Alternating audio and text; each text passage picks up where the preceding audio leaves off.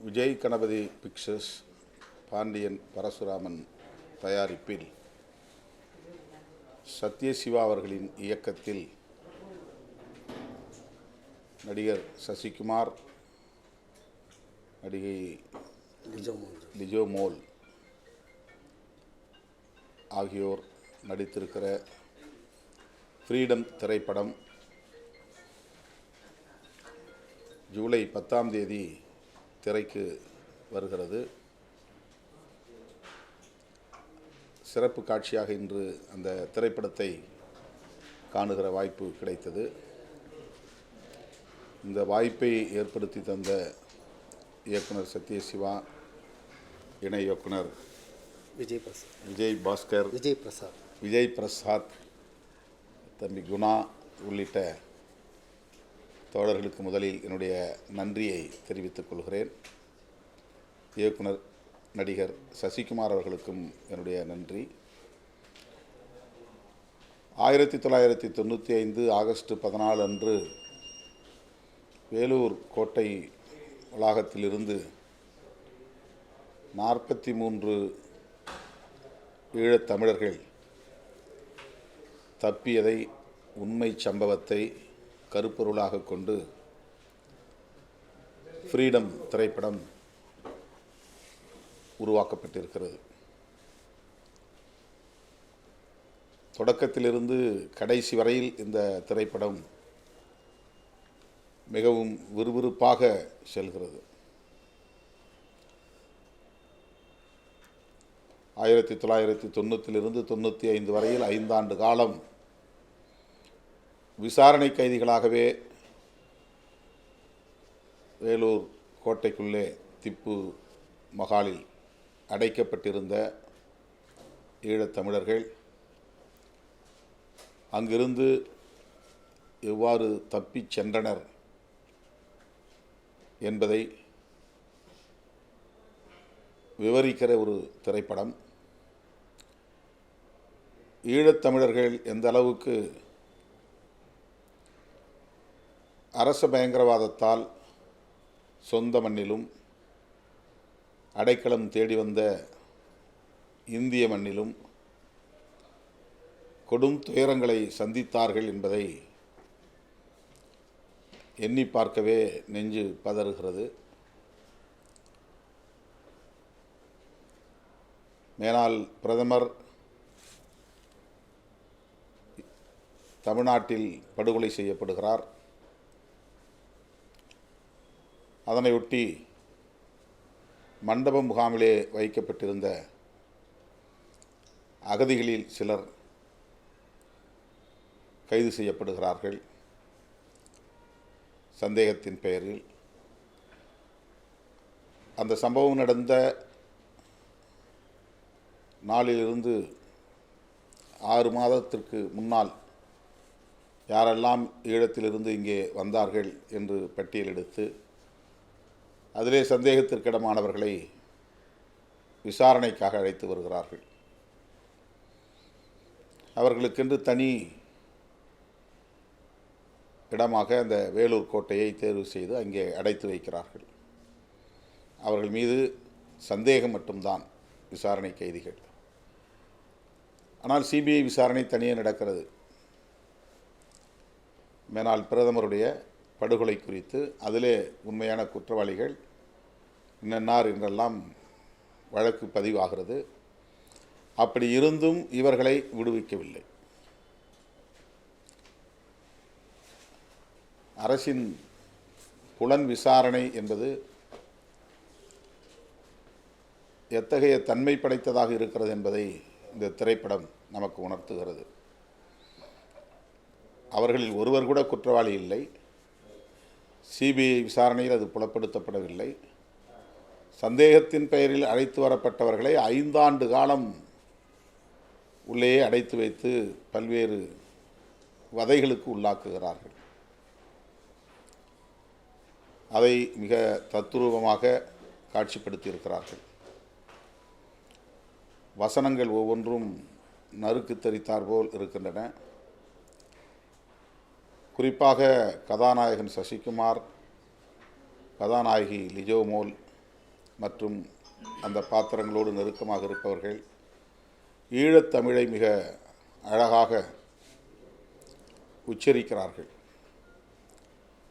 அப்படியே நம்மை ஈழ மண்ணுக்கு இட்டுச் செல்வதாக அது இருக்கிறது.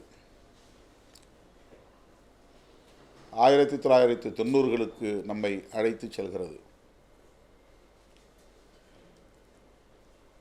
எப்படி அவர்களுக்கு இந்த துணிச்சல் வந்தது என்பதை நினைத்து பார்க்கவே முடியவில்லை.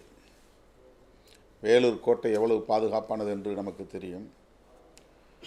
கோட்டை மதில் சுவர்களை எல்லாம் தாண்டி, அகழிகளை தாண்டி தப்பிப்பது என்பது கற்பனை கூட செய்து பார்க்க முடியாத ஒன்று. ஆனால் ஒடுக்குமுறைகள் நமக்கு கொடூரமானவையாக இருக்கிற போது, அந்த ஒடுக்குமுறைகளிலிருந்து, அரச பயங்கரவாதத்திலிருந்து தப்பிக்க வேண்டும் என்று எண்ணுகிற போது இப்படிப்பட்ட அபாரமான சாதனைகளை செய்ய முடியும் என்பதை ஈழத்தமிழர்கள் ஒவ்வொரு களத்திலும், ஒவ்வொரு சந்தர்ப்பத்திலும் நிரூபித்து காட்டியிருக்கிறார்கள். ஏறத்தாழ ஓராண்டு காலம் தாங்கள் தங்கியிருந்த அந்த கோட்டைக்குள்ளே கழிப்பறை வழியாக மெல்ல மெல்ல தோண்டி ஒரு நீண்ட தூரம் சுரங்கப் பாதையை அமைத்து, ஒரு முறை இருமுறை தோல்வியடைந்து பிறகு அந்த பாதையை வெற்றிகரமாக அமைத்து அவர்கள் அகழியிலே குதித்து நீந்தி தப்பித்து சொந்த பந்தங்களை சந்திக்கிறார்கள். அந்த காட்சி கண்கலங்க வைக்கிறது. சசிகுமாரும் அவருடைய மனைவி பிள்ளை இவர்கள் சந்திக்கிற அந்த காட்சி நமக்கு பெரிய ஆறுதலை தருகிறது. ஒடுக்குமுறைகள் எந்த அளவுக்கு நம்மை சாதிக்க தூண்டுகிறது என்பதற்கு இந்த திரைப்படம் ஒரு சான்றாக, சாட்சியமாக விளங்குகிறது. 43 பேர் தப்பிக்கிறார்கள். அதிலே 20 பேர் பிடிபடாமல் தப்பித்து இலங்கைக்கும் கனடாவுக்கும் போய்விடுகிறார்கள். 23 பேரை மறுபடியும் காவல்துறை பிடித்துக் கொள்கிறது. இது உண்மை சம்பவம். அது மேலும் நமக்கு துயரத்தை தருகிறது. 43 பேருமே தப்பித்து போயிருந்தால் நமக்கு பெரும் ஆறுதலாக இருந்திருக்கும். கதாநாயகன் சசிகுமார் மாறன் என்கிற பாத்திரத்தில் நடிக்கிறார். இலங்கையிலே, அதாவது ஈழத்திலே, தமிழினத்திற்கு எதிரான ஒடுக்குமுறை, பெண்களுக்கு எதிரான பாலியல் வல்லுறவு, அதிலே ஒரு சம்பவத்தில் காவல்துறையினர் மீது அவர் நடத்திய தாக்குதல், அங்கே அவர் கைது செய்யப்படுகிறார். 8 மாதத்திற்கு பிறகு வெளியே வருகிற போது அவருடைய கிராமமே சூறையாடப்பட்டு தீக்கிரையாகி கிடக்கின்றன. கர்ப்பிணியாக இருந்த தன்னுடைய மனைவி தமிழ்நாட்டுக்கு தப்பி வந்து விடுகிறார். இங்கே வந்த பிறகு மண்டபம் அகதி முகாமிலே அவருக்கு ஒரு குழந்தை பிறக்கிறது. அந்த குழந்தையை அவர் 5 ஆண்டுகளுக்கு பிறகு சந்திக்கிறார். அந்த குழந்தை பேசுகிற தமிழ், குடும்பத்தில் உள்ள இந்த பாச பிணைப்பு, அப்பாவுக்காக முகம் பார்க்காத ஒரு தந்தையை பார்க்க வேண்டும் என்கிற அந்த ஏக்கம், கணவனை காண வேண்டும் என்று துடிக்கிற கதாநாயகியின் அந்த பதைப்பு நம்மை மிகவும் உருக வைக்கிறது, பதற வைக்கிறது. தமிழர்கள், ஈழத்தமிழர்கள் எப்படியெல்லாம் கொடுமைகளை சந்தித்திருக்கிறார்கள்,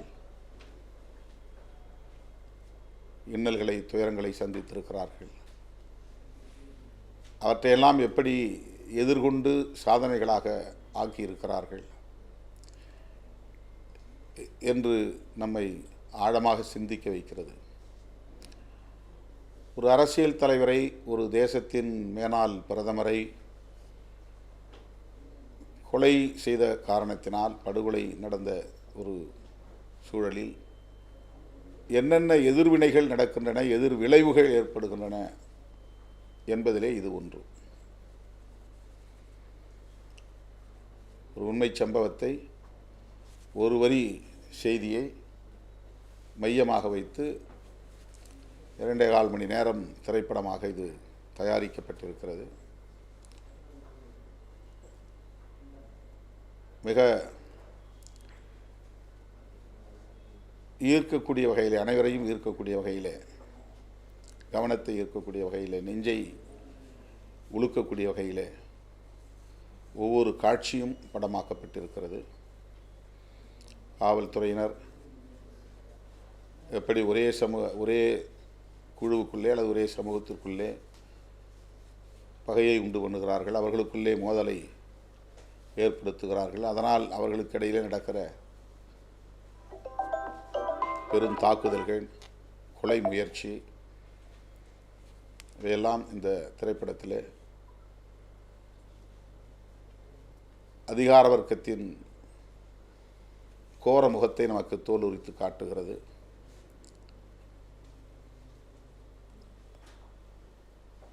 ஈழத்தமிழர்களின் துயரம் பெருந்துயரம் என்பதை நமக்கு மீள்பதிவாக இந்த திரைப்படம் அமைந்திருக்கிறது. ஒவ்வொரு தமிழரையும் இது உழுக்கும். ஈழத்தமிழர்கள் சந்தித்த இன்னல்கள் எத்தகைய தன்மை வாய்ந்ததாக இருக்கிறது என்பதை உணர வைக்கும். இந்த திரைப்படத்தை இயக்கிய சத்யசிவா அவர்களை நான் நெஞ்சார பாராட்டுகிறேன். உலகமெங்கும் வாழுகிற ஒட்டுமொத்த தமிழர்களும் இந்த திரைப்படத்தை காண வேண்டும். இந்த படைப்பாளர்களை ஊக்கப்படுத்த வேண்டும். ஒரு வசனம் என் நெஞ்சிலே ஆழமாக பதிந்திருக்கிறது. தொடக்கத்திலேயே வருகிற ஒரு வசனம், ஏதோ ஒரு நாட்டில் நாம் விருப்பம் போல் வாழ்வது சுதந்திரம் அல்ல, எங்கள் நாட்டில் சொந்த மண்ணில் சுதந்திரமாக வாழ வேண்டும், அதுதான் உண்மையான சுதந்திரம், அது ஒரு நாள் நடக்கும் என்ற அந்த வசனம்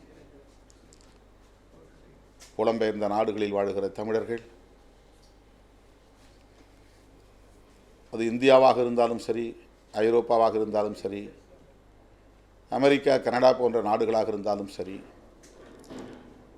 அங்கே நமக்கு கிடைப்பது விருப்பம் போல் வாழ்வதற்கான உரிமை, அவ்வளவுதான். ஆனால் ஈழ மண்ணிலே நாம் வாழ்வது, நம் சந்ததிகள் விருப்பம் போல் வாழ்வதுதான் உண்மை சுதந்திரம். அதனால்தான் இந்த திரைப்படத்திற்கு சுதந்திரம் என்கிற பெயரில் ஃப்ரீடம் என்கிற தலைப்பை சூட்டியிருக்கிறார்கள். இது தப்பிப்பதை மையமாக கொண்டிருந்தாலும் அது எதற்கான முயற்சி என்றால் சுதந்திரத்திற்கான முயற்சி. அந்த 43 பேருக்கான சுதந்திரம் அல்ல, ஒட்டுமொத்த ஈழத்தமிழர்களுக்கான விடுதலை. இந்த விடுதலை என்கிற அந்த உணர்வுக்கு புலம்பெயர்ந்த தமிழர்கள் ஆட்பட்டிருக்கிறார்கள். என்றாவது ஒரு நாள் ஈழம் மலரும், அந்த மண்ணிலே போய் நாம் வாழ முடியும் என்கிற ஏக்கத்தோடு இருக்கிறார்கள், வேட்கையோடு இருக்கிறார்கள். அதை நாம் அறிவோம். அத்தகைய தமிழர்கள் தமிழ் மண்ணில், ஈழ மண்ணில் வாழ வேண்டும் என்று துடிக்கிற தமிழ் சொந்தங்கள் இந்த திரைப்படத்தை வரவேற்கவும் ஊக்கப்படுத்தவும் முன்வர வேண்டும் என்று நான் உரிமையோடு வேண்டுகோள் விடுக்கிறேன். சசிகுமார் அவர்களையும் அவரோடு இந்த திரைப்படத்தில் பங்கேற்ற அனைத்து படைப்பாளர்களையும் கலைஞர்களையும், குறிப்பாக இயக்குனர் சத்யசிவா மற்றும் அந்த இயக்கத்திற்கு துணை இருந்த தோழர்கள் யாவரையும் நான் பாராட்டுகிறேன், வாழ்த்துகிறேன்.